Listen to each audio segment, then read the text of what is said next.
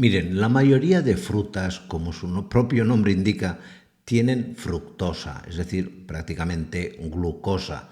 La fructosa es un azúcar muy similar a la glucosa.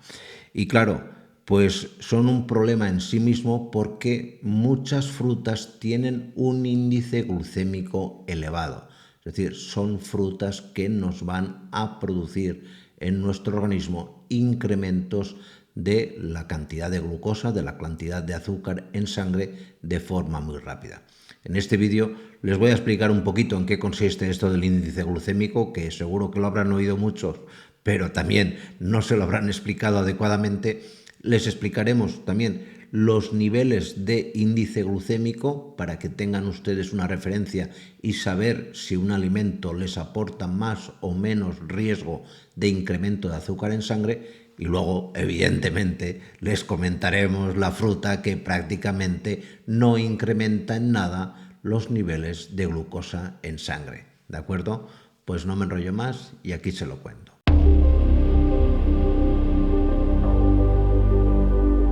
¿Qué es el índice glucémico? Pues el índice glucémico no es más que un dato,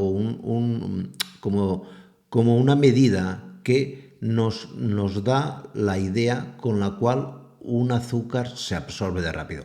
En la práctica no es más que la diferencia de la velocidad de absorción de la glucosa presente en un determinado alimento con respecto al resto de carbohidratos presentes en ese alimento.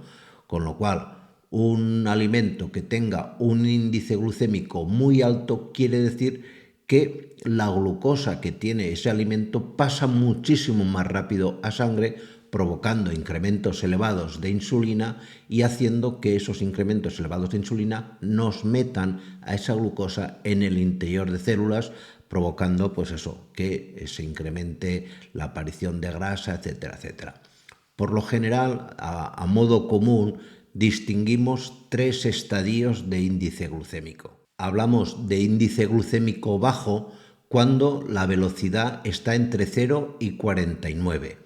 De índice glucémico medio cuando está entre 50 y 69. Y hablaremos de índice glucémico alto cuando va de 70 a 100. Se dan cuenta que el índice glucémico nunca puede ser superior a 100 porque es una medida relativa de velocidad, ¿me entienden? Es la diferencia entre la velocidad con la que se ha absorbido la glucosa con respecto al del resto de azúcares. Pues una persona que pueda ser diabética, por ejemplo, necesitará exclusivamente comer frutas de bajo índice glucémico, es decir, que el índice glucémico vaya de 0 a 49.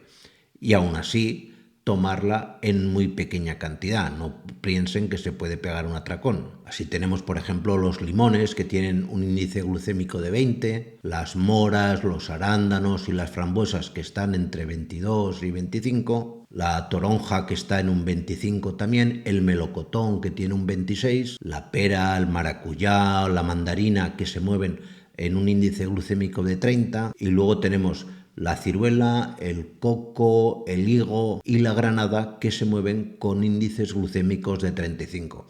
Estas frutas podían ser tomadas por una persona con un problema de diabetes, pero siempre con moderación. Pero claro, lo ideal, como les digo, es tener una fruta que todavía sea menor que este índice glucémico tan bajo. Y la fruta con menor índice glucémico es sin duda el aguacate. El aguacate se mueve alrededor de 10, entre 9 y 10. Es decir, es un índice glucémico muy, muy bajito. Es decir, tú puedes comerte una ensalada con aguacate que aunque seas una persona diabética, el incremento de glucosa en sangre va a ser mínimo. Hay que decir también, porque también es cierto que tiene mucha grasa.